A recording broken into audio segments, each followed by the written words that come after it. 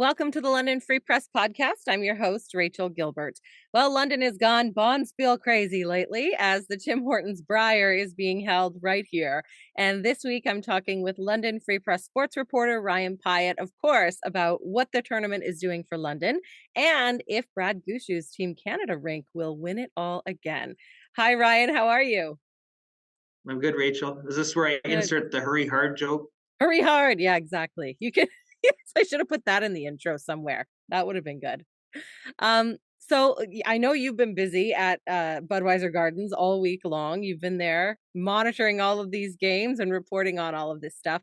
I know there's a lot of hardcore curlers in the area, but a lot of people who aren't so hardcore get into it too, especially when the Brier's in town. So for those who don't know, just generally, can you explain how the tournament works? How is it laid out and what we're looking forward to for Sunday? Yeah, so the Budweiser Gardens, the arena surface gets transformed into 4 different sheets of ice, and so there's 4 games going on, like through the round robin. There's 4 games going on at the same time. So it's kind of like I guess you'd say for curling enthusiasts, it's a buffet for the eyes and senses, right? You're looking around, Northern Ontario, Manitoba are playing. Oh, look, there's Gushue making a great shot. So it's I always think curling's like golf is like an ultimate TV sport. Like it's awesome to watch on TV, and obviously Vic Rauter, Russ Howard, Kathy Gauthier do an amazing job. I should mention Brian Mudrick too. With the telecast, it's so fun to watch. But there's nothing like if you've never gone to. I wrote about it earlier in the week. The first time I ever went to the Brier, I was like 14 years old, up north in the Sioux, and I saw Ed the Wrench Wernick and the local hero Al Harnden, who's his nephews are all here playing here still, on different teams here in Manitoba and Team Canada. And like it was really quite an experience. And if anything happens when a Brier comes to your city, if you can get some kids, you will have the diehard people that love the sport. But if you can get some kids in the building, and they really have this week, and you watch it and they say, hey, I'd like to do that, that's something that'd be a real win for the clubs in town here, London, Highland, St. Thomas, and Ilderton, to I get a know few more new members. they were offering students to come, like some of the Thames Valley schools, maybe the Catholic board too. They were bringing some kids in, which is really Oh cool. yeah, and you should have seen they come for the morning, and the atmosphere really it's usually pretty quiet in the morning. There's not a ton of people. Like on a Tuesday morning, people are working or shopping or doing something.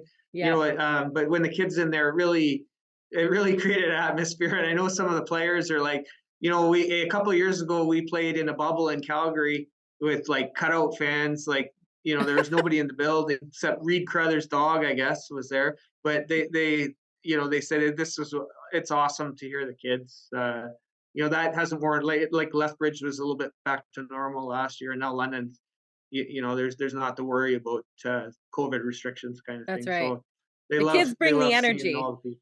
Yeah, Yeah. it's awesome. So we finished the round robin, and then what are we looking forward to on the weekend? What's going to happen now? Well, I think if you're looking for a high caliber play, you got it, because all the big names, all the favorites, they're still around, and they got out of the gate early. A couple teams, Brad Gushue, they had a little bit of struggles, but they still piled up wins. And look at their teams, right? These teams are like super teams now, and all-star teams, and they have very little. There's very little deficiencies in any of their games. And, I think we're going to see an amazing weekend of curling, just like 12 years ago when it was here. Jeff Stoughton and Glenn Howard, those were awesome teams too in the finals. And whoever is in the finals of these, the remaining 5-6 teams, that it's going to be awesome. And it'll be like one that people will remember for a long time. So Brad Gushue, who's from Newfoundland and Labrador, he's playing Team Canada right now. They won last year because they won last year. Who do you think's the favorite to win this year? Do you think he's going to do it again? I know Manitoba's doing very well. What about our own Ontario team? Yeah, well, Manitoba won it here last time, so that would be cool to see him in the finals again. Gushue and Kevin Cooey, from Alberta are unbelievable players. They're trying to I guess you could kind of say they're like the Tom Brady's of skipping curling skips. They want each won four. So if one of them, that'd be an amazing final too. They each trying to win that fifth as a skip, which no one's ever done. Mm. Obviously, everybody knows them. There's Brendan Botcher won it two years ago in Calgary. He's got a new team, a real beefed up team. He's going to be hard to beat. And there's a couple teams here that I'd say it's a coin flip almost all the time there when you get to the semifinals and the finals on who's going to come out on top, and that makes it exciting. And I talk to the organizers, and they say they expect a night like if you go into a London Knights game, they expect that kind of atmosphere Sunday night for the final, where Oh, you're that'll going be to have fun. 8,000-9,000 people in the building. Yeah, I bet.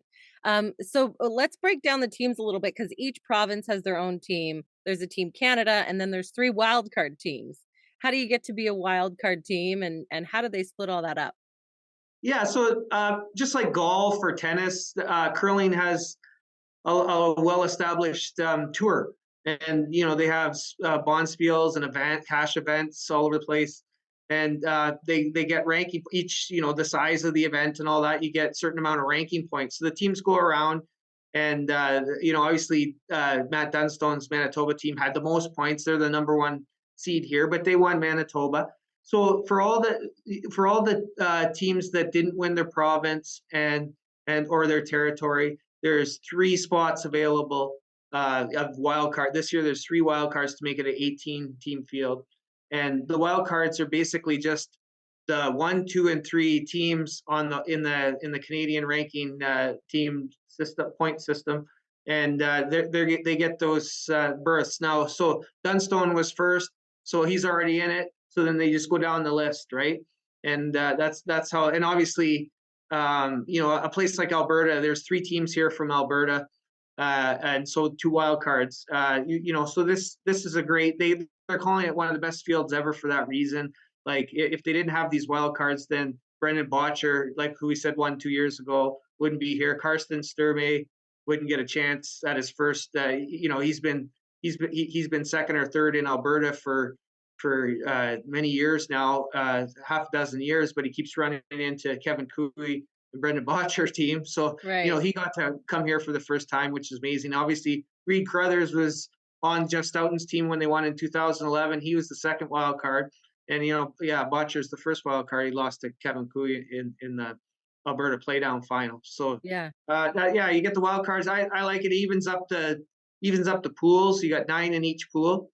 But yeah, it makes for a lot of games. There's a lot of they play them at after the opening weekend. They play during the week. They play a 9 a.m. draw, a 2 p.m. draw, and a 7 p.m. draw. So there's a lot of curling, and obviously 4 games per draw. Each time So slot, yeah. we're seeing a lot of curling here. Yeah, for sure.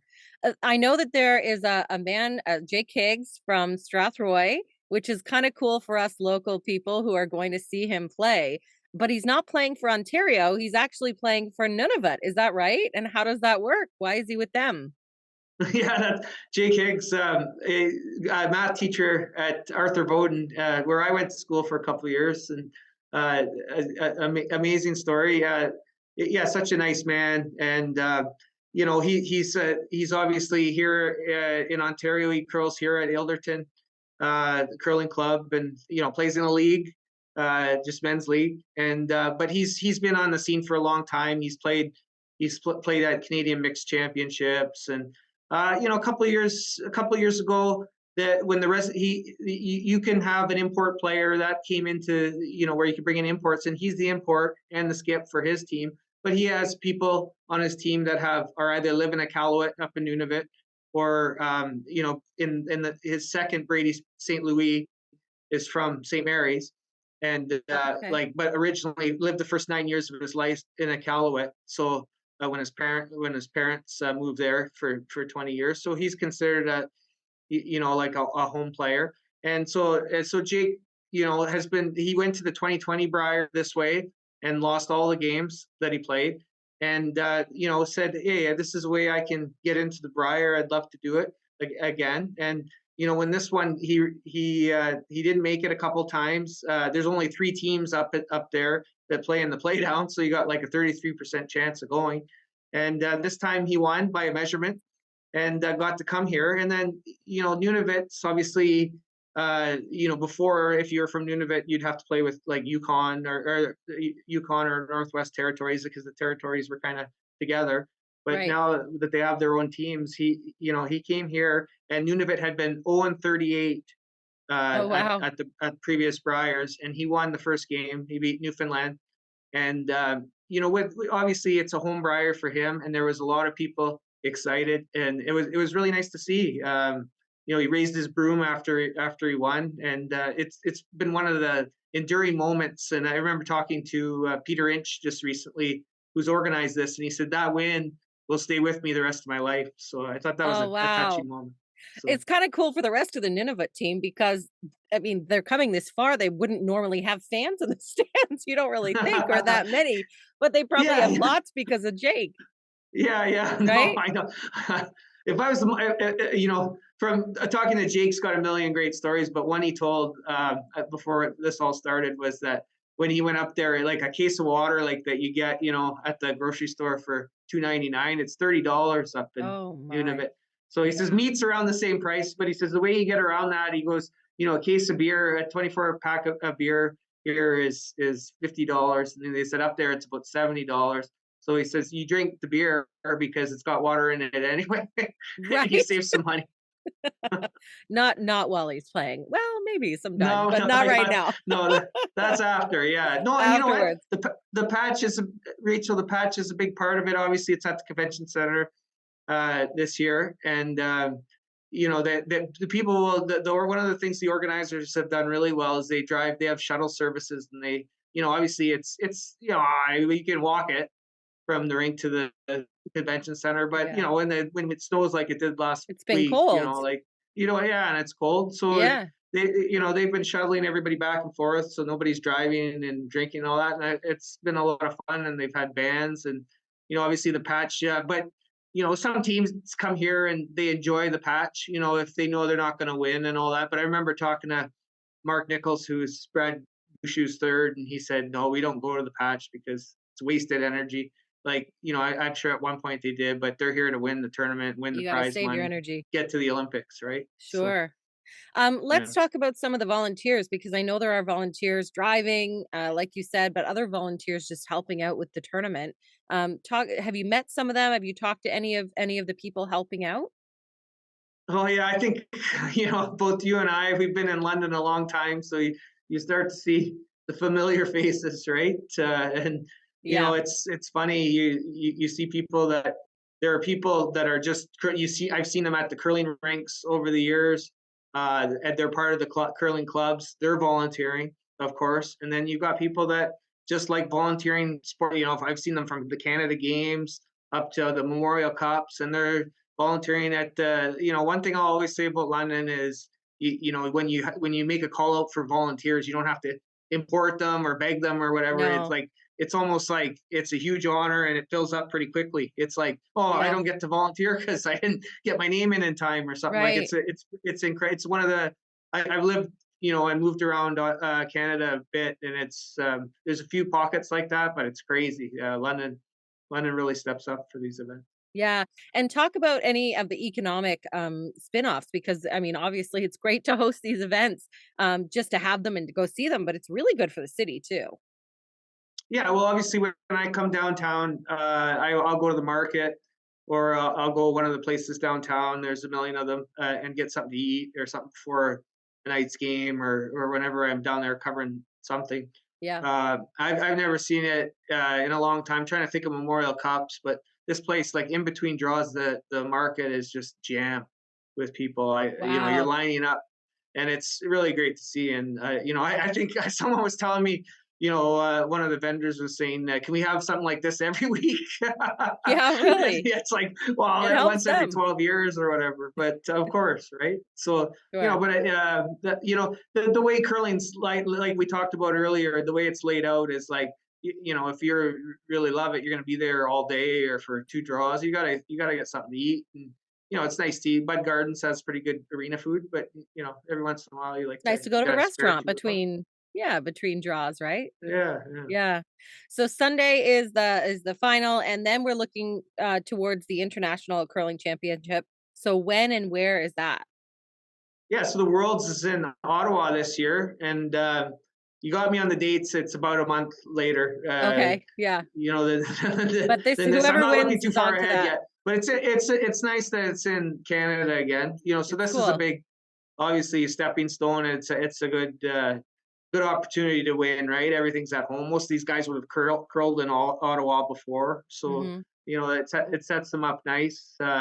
You don't have to travel to the other ends of the world and kind of figure out the ice and all that. You got every home ice advantage kind of thing here. So I wouldn't be surprised if you see whoever wins this Brier go on and become the world champion. That would be awesome. And it could start right here in London. Well, kind of anyways. Yeah, Thank yeah. you. Thank you so much, Ryan. We're definitely going to watch your reporting all the way through Sunday on this, and we'll find out who goes to the Worlds very soon. Thank you so much. Thanks, Rachel. Hurry hard. Hurry hard!